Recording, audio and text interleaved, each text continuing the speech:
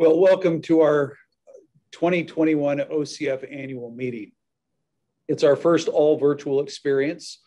And while we miss being with you in person, we're honored that more than 1,000 guests are with us here today to reflect on the extraordinary year that was 2020.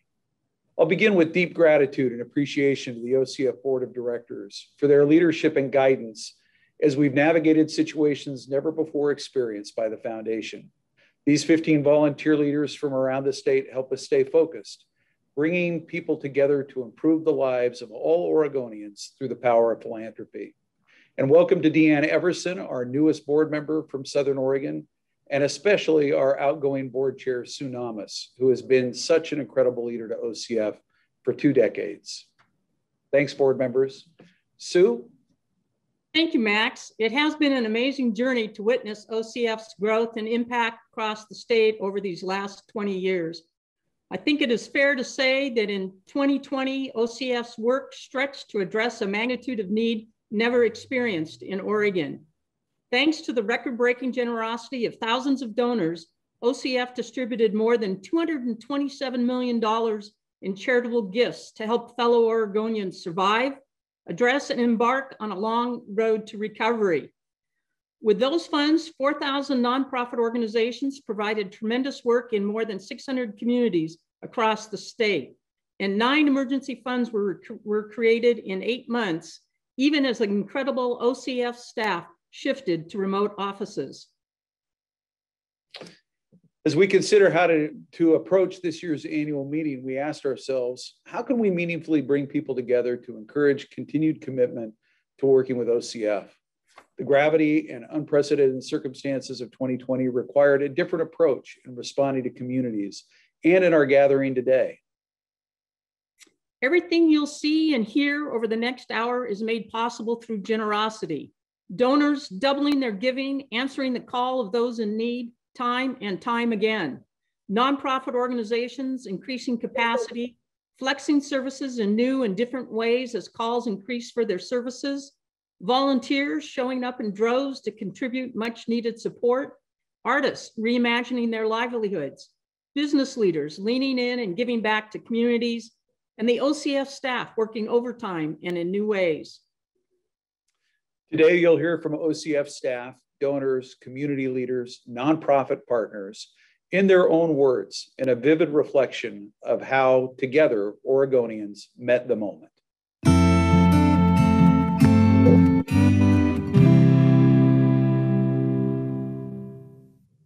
Thanks, Max and Sue. Kirsten, what a year it's been. I remember last March when the full scope of the health crisis came into view and we saw that the bottom was about to drop out of Oregon's economy. All at once, we realized that we were going to have to work faster and more nimbly than we ever had before in order to get flexible resources out to communities as soon as possible. Everything seemed to be happening all at once. We were closing OCF offices, donors were contacting us wanting to know how they could help, and we were simultaneously engaging our nonprofit partners to understand how communities were being impacted. The response was immediate. We immediately recognized we needed to work differently in order to respond in real time to the crushing need and the outpouring desire to help. Yes, and in that same week that we sent all staff home to work remotely, we launched the largest grant program OCF has ever operated, the Oregon Community Recovery Fund. We reviewed more grant applications in a few months than we typically do over the course of several years. And thanks to the generosity of donors and funding partners, we were able to push flexible operating support dollars out to nonprofits all over the state. And while so much of our COVID response came through pooled funds, built with contributions from thousands of individuals, businesses, and family foundations, we also tapped every available resource. Donors were giving record levels through their donor-advised funds.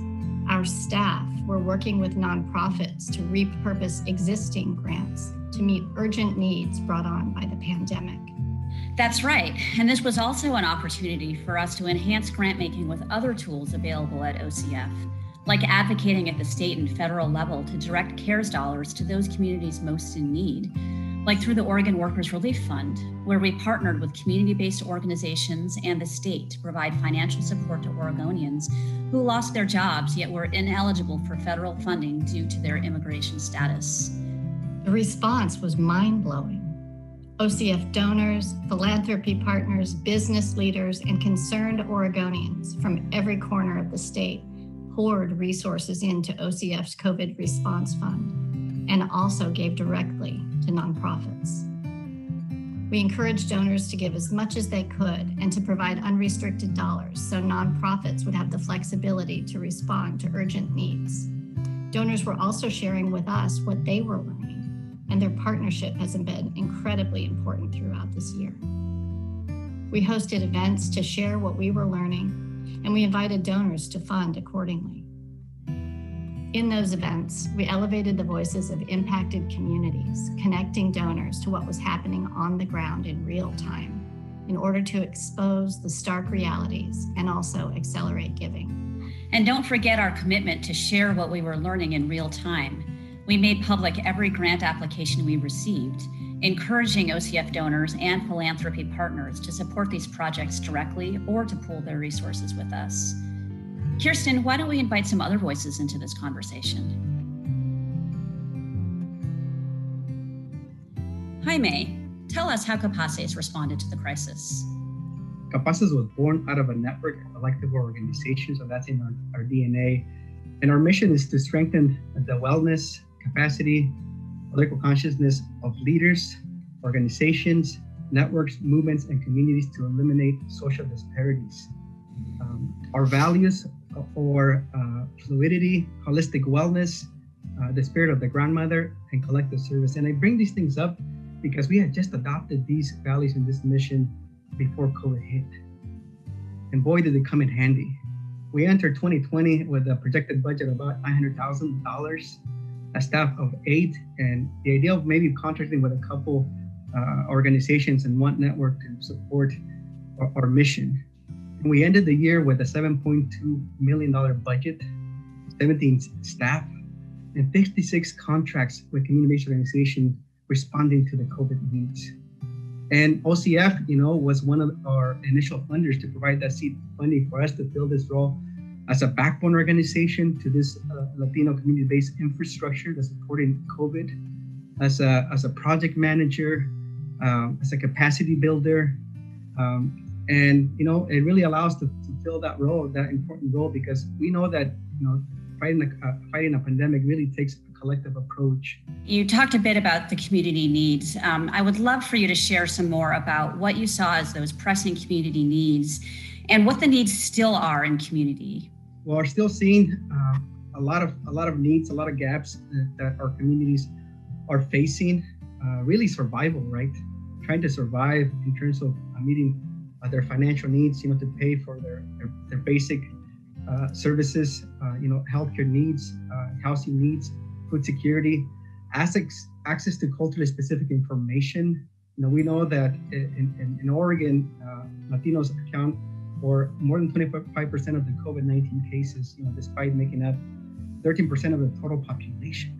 And we know now with the vaccine distribution, Latinos have accounted for about 6%, right? And again, we're 13% of the total population. But I would say that the needs are great, and people are stepping up, but the opportunity is even greater. And that's what I want to focus on, because a pandemic of this nature, right, I think can build a lot of character, can bring people together, and we have to hone in on that, right? As an immigrant, myself and working with an immigrant community, I know that we believe in tomorrow, right? I know that we believe in abundance, and as things start to open up, I really feel that that's the moment that we're entering, right? Of connection with one another, right? Virtual connection, human connection, of hugs perhaps, of handshakes, right? Of sharing resources, right? And I think that's just so exciting for this state, right?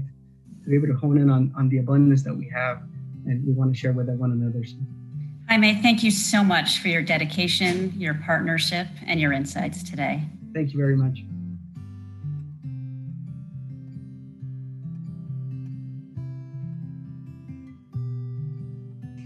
have a donor advised fund with OCF and a private foundation. You also know a great deal about community needs. Why did you choose to partner with OCF in your COVID response grant making? We saw a tidal wave of need coming, and we were in the middle of our regular application process, and we had about 30 different grant applicants that we knew well. And all of a sudden I looked at the list, and in the face of what was coming with COVID, I didn't think any of the asks were really relevant to the problem we were facing, and I was panicked. The directors that I was in touch with at the time were in the middle of a 911 triage, and I didn't want to add to their plate. And I did what I always do when I reach an impasse. I picked up the phone and I called Greg Chalet, who has been wise counsel over so many years, I can't even count. And I said, Greg, what are we going to do? How are the people that are going to need us most right now? How are they going to find us? And we sort of thought about how in the world are we going to find who to fund here? It just felt too big. And then the answer was right there in front of us. It was OCF. They had feelers across the state. They knew who needed what. They were in touch with all the executive directors. I was in touch with maybe 30 executive directors. OCF was in touch with hundreds. We called an emergency meeting of our board, and we announced that we would be doing all our giving for the year through OCF. And I've never felt better about a decision. So we're still in the midst of this pandemic, and the impacts of 2020 continue to devastate communities across Oregon. How are you approaching your charitable giving as you look ahead to 2021 and into 2022? We're spending a lot of time listening. I think if I've learned anything this year, it's the importance of the executive directors in their role with these nonprofits. I always say that we can't do the work we do in philanthropy without these incredible leaders. What would you say to individuals or foundations who feel like the amount they have available to give is just a drop in the bucket and couldn't make an impact in a really gnarly issue? That couldn't be further from the truth. Together, we're stronger, that all our gifts accumulate, and to never consider that your gift doesn't make an impact. I think it's not just the big foundations that are swaying change. I think it's the voices of everybody together that make the difference. What became clear as the months unfolded is how the pandemic was further widening deep disparities in our state, including for communities of color and for under-resourced low-income communities. Our path ahead involves supporting the rebuilding of interconnected, resilient, and equitable communities.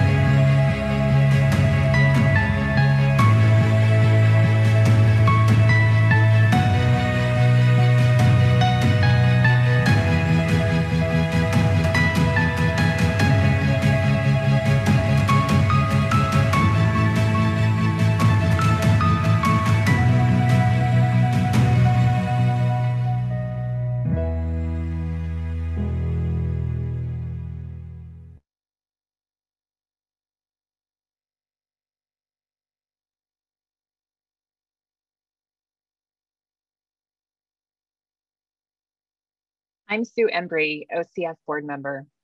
Just over a year ago, we all experienced social isolation and quarantine as we collectively faced a historic pandemic. Our Black, Indigenous, Latinx, and other marginalized people were hardest hit.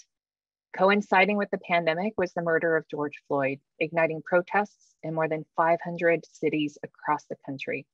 Black Lives Matter is now the largest movement in US history, drawing new focus on racial justice. OCF's Board of Trustees met the moment of these times and the urgent needs of communities across Oregon We made quick and significant adjustments to funding priorities by making it easier to apply for grants and to get funds out more quickly. With every crisis, there's an opportunity as we work together to rebuild a better Oregon. I'm humbled to serve on OCF's board during the most challenging time in the Foundation's history. Grateful for your leadership on the board, especially during this time of significant challenges. And we thank the entire board for their work supporting equity, diversity, and inclusion. I would like to take a moment to acknowledge the people at OCF, the employees who work so hard to support one another, donors, volunteers, nonprofits, community leaders, and elected officials.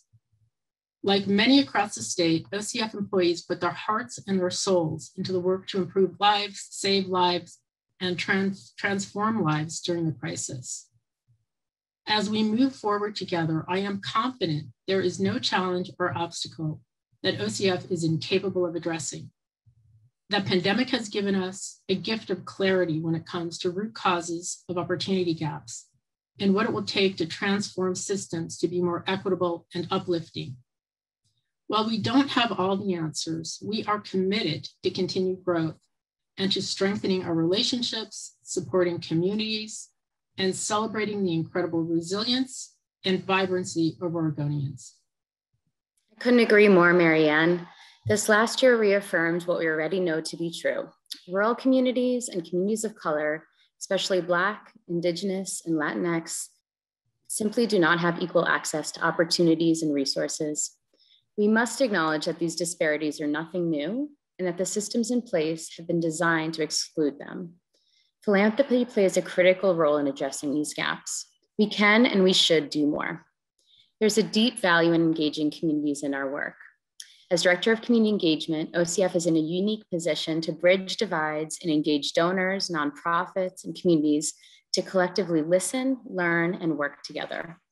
The work ahead requires us to strengthen relationships and build trust with a focused attention on diverse communities who have been intentionally left out. I've been deeply inspired by the resilience of Oregonians this last year, and I'm encouraged by the opportunity for OCF to invest in community-led solutions to our most pressing needs.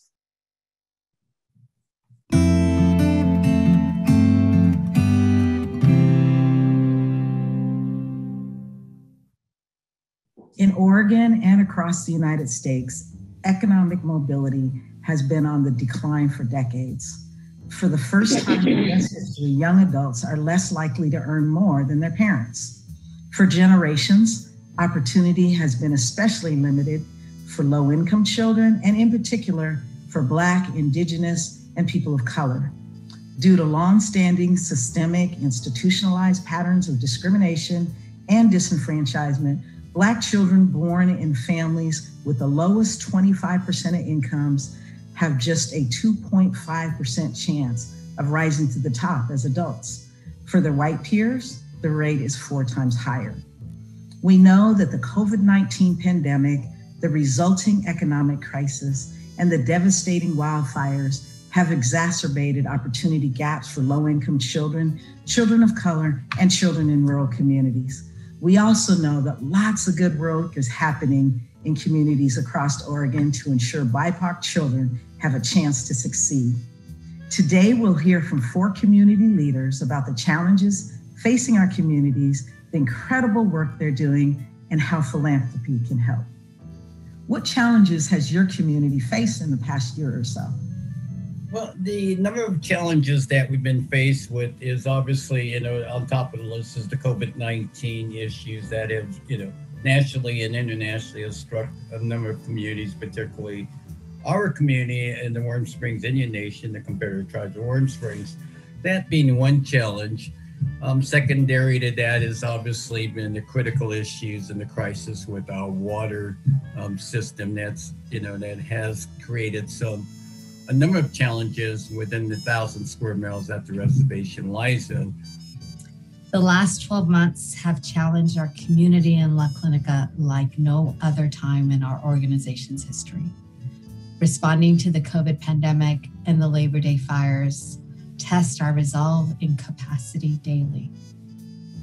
Our healthcare providers continue to respond with courage, innovation, and grace. We propped up testing and vaccine services in record time and introduced new technology that will forever change how we provide healthcare services. But we also were reminded how much our healthcare system fails the most vulnerable. Let me not mince words. Both COVID and the fires had a disproportionate impact on communities of color, especially monolingual Spanish speakers. Members of these communities are at high risk of infection because they are more likely to be essential workers who do not have the privilege of working from home. They are more likely to live in multi-generational homes in order to afford housing, and are more likely to lack health insurance. Starting with COVID, the impact on jobs, the disruption in school, the disruption in our community protective factors, like organizations like POIC and others, have really made it tough and challenging for us to stay connected to the people that need us, and especially need us now. Over the course of this past year, COVID has brought many things to light that had been ignored in our country. In particular, the inequality faced the API community, especially the Pacific Islander in Oregon. We have seen disproportionately high rates of COVID within the Pacific Islander immigrants and refugee community due to the fact that many are frontline workers and live in multi-generational households that cannot easily isolate. Worse yet, the pandemic has triggered hate and bias crime against Asian. And we in the state of Oregon also experience very difficult bias and hate crime-related activities. How is your organization responding to these challenges? Well, the organization has responded both by appointing a COVID-19 team that meets daily. We track community-wide who's in the hospital, how many more positive cases we have with the COVID-19. Moving on to the water crisis, I basically monitor that with our water distribution center, as well as our water master programs, as well as community input. It's been extremely tough, but I give all the credit to our staff who have figured out a way to work around the fact that they can't work with their students and families face-to-face like they would like. They have done an outstanding job of using technology to keep those connections alive. Since the start of the pandemic ago, and our Pacific Islander and Asian Family Center has acted with great swiftness to ensure that our API community is not without vital resources, education, and online connection. What could philanthropy be doing to address these challenges? A lot of the donations we get serves a variety of reasons, from milk to funerals, to food, to items needed, to clothing, to gas, to all the survival skills that we rely on daily. You, the philanthropic community, can help by taking the lessons of the last year and helping us make systemic changes needed to enrich and strengthen these communities. You have a loud voice. You can ask hard questions and help the nonprofit system adapt to ensure that the most underserved are welcomed into the fold. Philanthropy can do a lot. And let me just say, they have done a lot to help community-based organizations, help people who are suffering the most. One of the things that they can continue to do is to uplift this challenge against racism and inequality and work towards equity. don't stop. Don't let, once the pandemic is gone and we get a handle on this community violence, I want philanthropy to continue to work on equity, because it's something that needs a sustained effort if we're going to truly get there where we all want to be.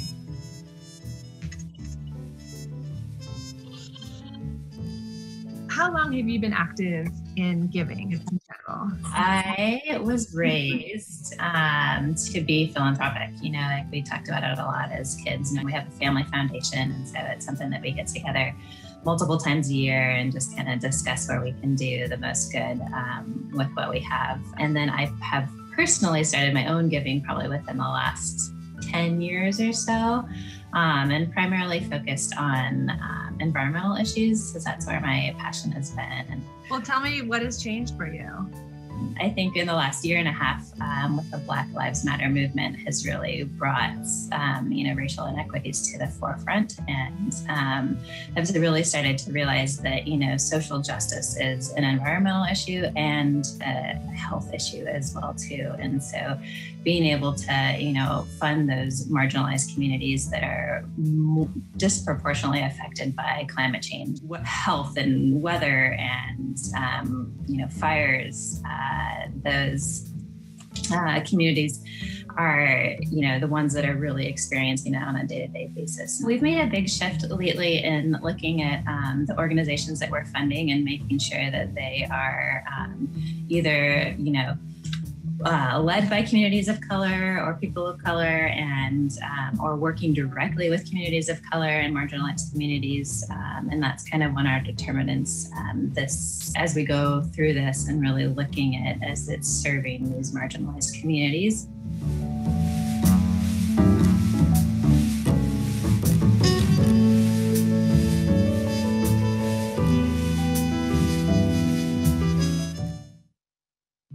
This strength that I have, the world didn't give it to me. This strength that I have, the world didn't give it to me. This strength that I have, the world didn't give it to me. The world didn't give it, the world can't take it away. We're all in this together. We're all out there working towards the same goal. And it's that spirit of togetherness that I hope doesn't burn. I see it, it's growing, it is renewed in us. Quedamos sin nada, pero gracias a Dios, a las personas que nos han ayudado con ropa, zapatos, todo nos han dado. Gracias a Dios, hasta ahorita estamos bien. Y vamos a salir adelante, le digo a mi familia, vamos a salir adelante. Hasta cuando yo regresé a mi casa a ver lo que quedaba de mi hogar, hallamos el molcajete. Yo se lo enseñé a mi mamá y mamá lo que encontré, porque el molcajete es algo muy importante para nosotros, que nos recuerda al hogar de nosotros de México. Entonces de ahí nos ponimos felices, nuestros chiles, nuestras salsas, nos acordamos nosotros. Y nosotros sabemos que nosotros vamos a seguir sembrando esa semilla.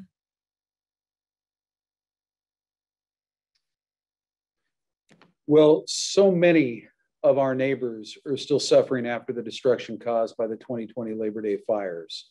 Over 5,000 homes and buildings were lost across the state. At least 9 people died. Fires burned in 8 different counties. In Southern Oregon alone, the Alameda fire took out more than 2,000 homes, including large tracts of mobile home parks and apartment buildings that had housed a large community of Latino working families who have been part of that community for a very long time. And in Phoenix and Talent, nearly half the students in those school districts lost their homes. Heartbreaking. Up the Sandy Am River, people have been struggling to get electricity and water turned back on for the past 8 months. Residents want to move back and rebuild, but they're waiting for the basic services and for it to be safe. I've had a chance to drive along Highway 22 and have seen the landscape and how it's been changed so dramatically. It's going to take years to recover. Thanks, Lane. I was just there this last weekend, and it reminds me of the important role that philanthropy plays in disaster-affected communities. Long after the immediate attention and the memory and urgency have waned or shifted to other crises, philanthropy provides flexible resources that must be in place for the long-term recovery and rebuilding. After disaster, communities have an opportunity to come together and rebuild better. And it's an important time to ensure that all the members of the community are included, to think creatively about how to keep the place affordable for the people who lived there before the fires. Philanthropy can assist with this planning, community dialogue, relationship building that's needed to retain community members and help them thrive. To that end, in September of 2020, shortly after the fires, Governor Brown reached out to the Oregon Community Foundation and our partners at the Meyer Memorial Trust and the Ford Family Foundation to come together and leverage the power of philanthropy and support our communities who have been devastated by these fires. And we're so pleased that many others have joined us since then. The Community Rebuilding Fund will provide grants to complement and leverage various public, private, and philanthropic investments. These resources are already catalyzing recovery and rebuilding efforts in Oregon. We know that Latinx, tribal, and rural communities have been disproportionately impacted by the wildfires. Organizations that are led by or serve those communities will be the core focus of the Community Rebuilding Program. The work ahead is unprecedented for all of us. In 2021, we remain committed to supporting community-led rebuilding that engages all residents in shaping the future of the places they call home. Please consider donating to the Community Rebuilding Fund.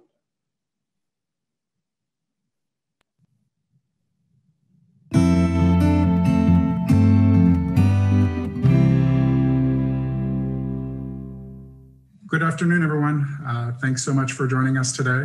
Maybe if I could ask you all how you've been helping your communities since the fires that we experienced in 2020. The first week after the fire, our organization was asked to join the efforts with Glide Strong, who was a group of a few community members who started doing casework initially, trying to identify where everybody was that lost their homes in the fire.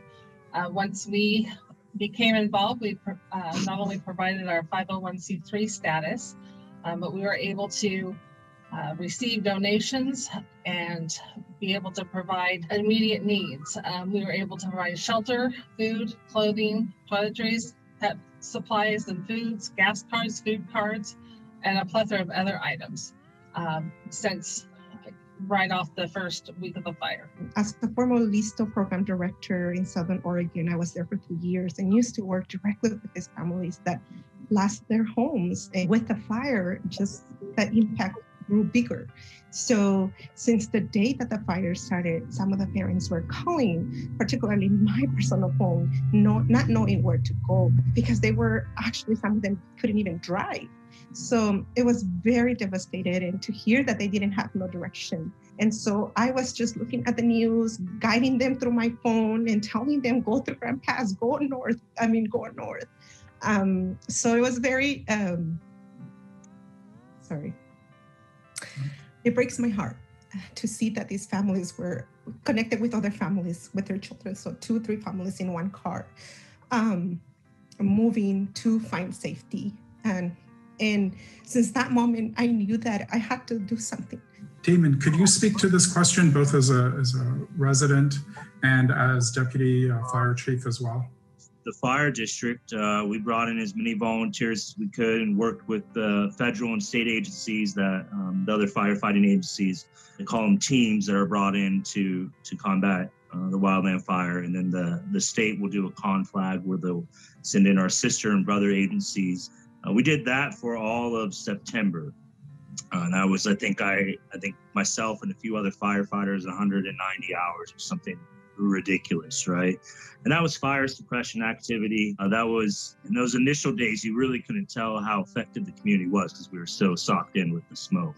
I think Damon pointed something out that we quickly forget, is just how clouded we were, both literally and figuratively, right after the fire. We didn't know what was going on.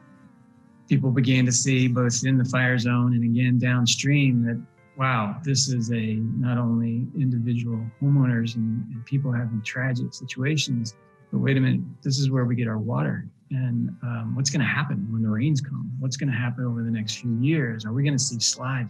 What's going to happen? So really our efforts were focused on putting a Band-Aid on the impact to the ecosystem, a quick measure of erosion control measures to prevent sedimentation into the stream system for the spawning period when the salmon were coming up into the Bear Creek from the Rogue River. I've been involved with my community since the 2020 wildfires by really just on my tribal council role, trying to stay up to date on what is taking place for the restoration after the fires. It was pretty devastating to some of our forest land, and we're close to some cultural sites that are significant to the Klamath tribes. So just trying to be more aware and in the know in that area. In the Alameda fire on September 8th, we lost 2,500 homes. We lost many businesses. And basically, we were left with a community that was devastated out of the flames of that inferno. From day one till now, my life has really been immersed in response and trying in those very early days to get information out to people, to try to figure out what the heck had even happened in our community. All of you have touched on this a bit. If you could speak a little bit further about what's been working well and what are some of the things that you're concerned about as we look towards the long-term recovery effort. And maybe we could go in the same order and ask you, Allison, to speak to that. Thank you, Carlos. I appreciate this opportunity. So during the past 8 months, we've been able to leverage temporary housing, sign clients up through Red Cross and FEMA to receive their individual assistance. We've been able to provide casework to identify families and individual needs, both immediate and long-term. We've been able to start recovery plans with individuals. We've been able to provide mental health support, assistance with personal financial issues. We've worked with families to ensure proper cleanup on their properties. We've collaborated with county and state officials as we have advocated for our clients. And thanks to the Oregon Community Foundation and For Family Foundation in Oyen, and also other organizations across the state and National LULAC, we were able to secure funding to deliver to 35 families, and we distribute $17,500 in the hands of these families, as well as provided support with a bilingual bicultural therapists, trauma-informed care for these families, because we know that they were having a lot of, were confronting a lot of trauma and didn't know how to support their children. The things that have worked well are the networks that were already established, those community centers, the community groups, people, whether informal or informal networks, they mobilized. And so I think that points to long-term how important it is that we invest in those sorts of things, the investments that you as philanthropists have made already. They pay off in those situations. So given your experience over the last several months, how do you think we can rebuild better and more resilient for the communities that have been affected? And I'd love to hear from you first, Allison. I just recently was on a Zoom, and the comment was made to heal the land, heal the people. When you heal the land, it does heal the people. So coming together as a community, building a stronger infrastructure in rural communities. So it is we're in the middle of a long-term haul, and I would say we're just beginning to dip a toe into what I would characterize as recovery. And so, seeing the support and maintaining a focus on this from the public perspective and from a philanthropic perspective is going to be key to everything. So I'm extraordinarily grateful that OCF and other foundations have maintained your focus on what's going on for us. To rebuild better, we need to think about the inequities that are being polarized by these devastations. This has been a really rich conversation, and we'd love to hear from you why continued financial support is still important at this stage in your recovery. We could not have done this work without our philanthropic partners, and we are grateful to have people out there that support these families. The continued investment in the community centers, both physical, literal, and figurative, make a difference. But it's that momentum in places and in the people that needs to be maintained, and your philanthropy has a direct impact on that. It is critical that we continue providing these families the basic resources for them to continue in the community. They want to be there, but they want a stable housing. We want to keep the lights on and maintain our service to the communities and Oregonians as they travel Highway 22. In order to do that, we have to have some funds there while the town of Detroit rebuilds. What's really needed is those long-term partnerships. You know, can I call you in 10 years and say, hey, we're still dealing with the after effects of the 2020 fires? As we know, different people have been affected by the wildfires in different ways. And so there's not one umbrella answer. It needs to be very flexible. And I think that's what our philanthropic organizations like Oregon Community Foundation offer. Fire is a horrible thing no matter what happens, but the nature of our fire was particularly devastating to vulnerable communities. If our community is going to rebound, if those displaced families are going to be able to come back, we are going to have to mass an extraordinary amount of money, public and philanthropic, in order to simply help people with the financial resources they need to come back to the community. I'll close by saying it's just been a real privilege to be able to hear from all of you.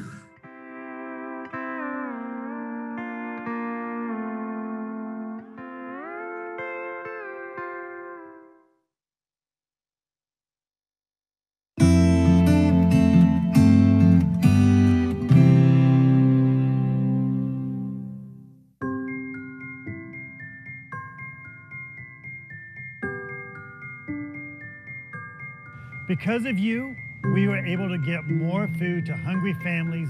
Because of you, food went out by mobile pantry, by curbside, straight to families' homes. Because of you, families did not go hungry. Thank you so much for helping us continue to support Oregon's youth. Without your help, we couldn't do the work that we do. We thank you. Warmest gratitude for all of you who have supported us.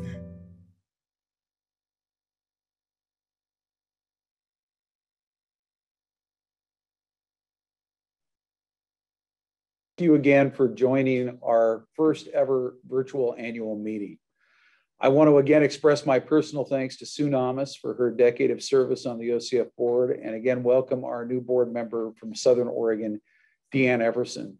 I hope what you've seen and heard today is both encouraging and inspiring, as we've all come together as Oregonians in response to the challenges of the past year, certainly the most challenging year in the Foundation's history. No doubt this is true for all of you. And we know there's more hard work in front of us, as the need to respond and recover will continue for years to come. Yet, as the last hour demonstrated, there's also much to be hopeful about. When confronted with serious challenges, Oregonians come together, pool resources, respond to neighbors in need, to tap our deep well of natural generosity, and to literally meet the moment. We see this generosity in thousands of efforts across Oregon, in churches, community centers, neighborhoods, nonprofits, and individual actions, people leaning in to help each other. The real question is, if we can meet the moment, can we also meet the decade and beyond, when the pandemic subsides and social distance yields to proximity, when the smoke and debris have cleared and the news headlines move to the next world crisis, when the call for accountability and justice still isn't fully answered? As Oregonians, I think we have what it takes to meet that challenge of the next decade and beyond. We don't have to fall back into the traps of division, of partisanship without purpose. We can overcome othering those who don't look, think, or believe like us. Our politics and geography, they don't have to become barriers that deepen our divides. And we don't have to walk out when discussions aren't going our way, or ignore the opportunity for honorable compromise simply because we have the votes. Let's not have social media define our discourse, demonizing those with whom we simply disagree. Let's address division differently. Lately, we've all heard some talk of those who would like to divide our state, seeking to create something they would call a greater Idaho.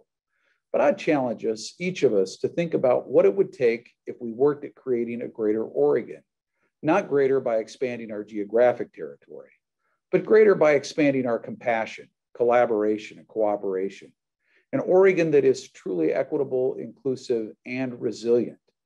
We've got serious issues to address, from resource management and climate concern to economic mobility and addressing the opportunity gap, to unraveling the challenges of homelessness and housing, and to ensuring that our children can achieve an education that will prepare them for the next 100 years, all the while creating a resilient private sector-driven economy that will actually have jobs for them.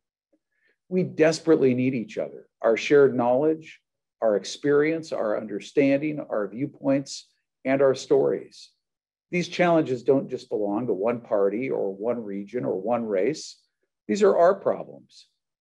That doesn't mean that we paper over disagreement, but it does mean that we have to be willing to step away from the toxicity of the moment and engage.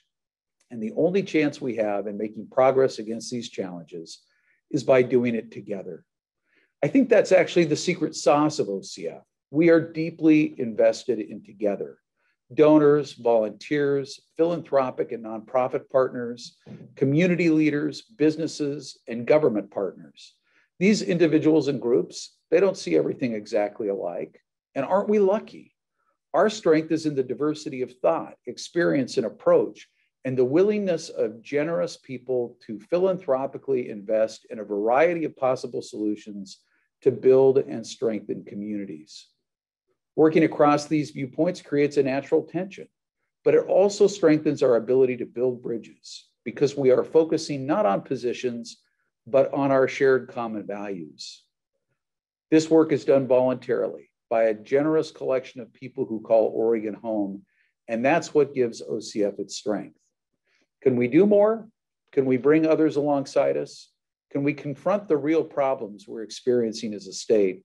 And can we convince our leaders to do the same?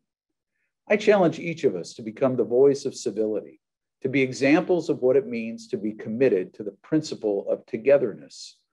The author and Harvard sociologist Robert Putnam, in his recent book, The Upswing, talks about a time in the late 1960s and early 70s when the nation shifted from a we philosophy to a me philosophy. Since that time, the key indicators that had been going up started trending down. There are a myriad of views about why this happened, both social and economic, but few contest that it happened. If we want to reverse the trends of the last 50 years, it will require us to collectively shift back from a me philosophy to a we. This is the business of OCF. We are in the we business. We are in the together business. We are in the business of activating and leveraging the superpower of generosity. We do this through the tools of grants, scholarships, initiative, research, convening, and the power of many who are willing and committed to the we. Of course, we've got immediate challenges still in front of us. I can't predict when the events will allow us to say that we've entered the new normal. I know it's not now. I pray it comes soon. But I invite you to join me in committing to these principles of we and together. These principles will, I believe, strengthen our community civility, our spirit of generosity, and help us build a greater Oregon. And it's not hard. There are 5 things we can all do. Number 1, listen in order to really hear one another. 2, participate by becoming involved in schools, local government, neighborhood, and community-based organizations. 3, courageously engage by seeking out others that might see things differently than we do, to build both empathy and understanding. 4, practice generosity with time, talent, and treasure. And 5, promote shared, mutually supportive solutions and encourage others to do so. Whether we are meeting the moment or working for a greater Oregon, an Oregon we all aspire to create, OCF will continue to be focused on doing it with all of you, listening, learning, and acting for the benefit of all Oregonians. Because our mission is to improve the lives of all Oregonians through the power of philanthropy. And we can't do it without you. We can only do it together. Thank you. Now it's my pleasure to welcome back our OCF's new OCF board chair, Kimberly Cooper, and our outgoing board chair, Sue Namas. Sue, you've been a decade on the OCF board, 2 decades as a volunteer, from your very first role on the Reed and Carolee Walker Fund to a leadership role in Southern Oregon on the Leadership Council, and then 10 years on the OCF board leading arts and art education, and the last 2 as board chair. As your tenure on the board sunsets, I wonder what stands out to you as the most important thing from that period of time. Max, it would certainly be hard to top 2 events that occurred in 2012. First, you were hired, and then OCF was honored to receive the largest charitable gift in the foundation's history, $150 million from the estate of Fred Fields to support education and the arts in Oregon. Fred Fields' gift and legacy is truly a gift to all Oregonians. That fund has granted more than $60 million to parenting education, early childhood services, after-school programs, and so much more. It catalyzed the arts and culture landscape in Oregon, helping make arts education more accessible to school kids, supporting the creation of new and innovative artworks, and supporting small arts and culture organizations. And just 2 years ago, we launched the Fields Fellowship Program that invests in individual artists and their communities. What the Fields gift demonstrated then and now is the reach and impact of a permanent endowment for Oregon that can address today's issues while being flexible enough to address future needs that we may not now foresee. And speaking of what we want to see in the future, Kimberly, I'm very happy to pass the baton to you as incoming board chair. What are you thinking as you step into this important role? Thank you, Sue. Reflecting on how transformative the Fields gift was during your tenure inspires memories about so many other transformative events that we've seen at OCF since then, thanks to the remarkable leadership and generosity of Oregonians like you. I'm grateful to you and to everyone here in our Oregon community for your wonderful commitment to the people and the places that make Oregon such a special setting in which to live, to work, to play, and to call home. Together, we are ready to lead into and through the transformative times ahead. Together, generations of Oregonians sharing a bounteous spirit and working to strengthen and invest in our communities will create the transformative moments of tomorrow. That's the power of philanthropy. That's the role of a community foundation. Our job is to help Oregon, to provide opportunities, support what's working, figure out what's broken, and make it better. That's what a community foundation does. We improve the lives of everyone in our community. And because OCF is statewide, that includes every person from every city, town, neighborhood, ranch, and gravel road in Oregon. We've all been through one of the toughest times in our state's history, creating tremendous hardship and destruction, highlighting our differences and exposing racial injustice. So how do we fix it? How do we help each other recover, rebuild, and restart our lives and businesses? How do we start listening to and considering each other's point of view? How do we inject opportunity equitably across the state so everyone has a chance to add to the greater good? How do we make it better? The answer? Together. It's that simple. Together. It will take every one of us listening, sharing, giving, volunteering, and working together like a network of good to rebuild a more interconnected, equitable, resilient Oregon. As your statewide community foundation, we'll connect and mobilize this people-powered network of good, inspiring and advising our generous donors, distributing their donor-directed funds as nonprofit grants and student scholarships, amplifying the strong, diverse voices of community leaders, advocating for change for both people and landscapes, partnering with other philanthropic organizations for potent solutions, and supporting research to help us understand the past and present and plan for the future. This is how we rebuild our great state even better than it was before.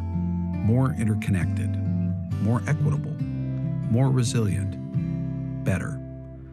Oregon needs you. Please join us.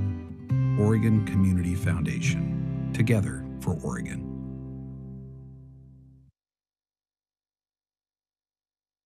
For more inspiring stories and to learn about OCF's work and your impact in communities around the state, we invite you to download and read the OCF annual report online at oregoncf.org/AR2020. Thank you all so much for joining us today and for being with us on this journey of recovery and rebuilding in Oregon. And thank you for meeting the moment together. Go forth and do good in the world.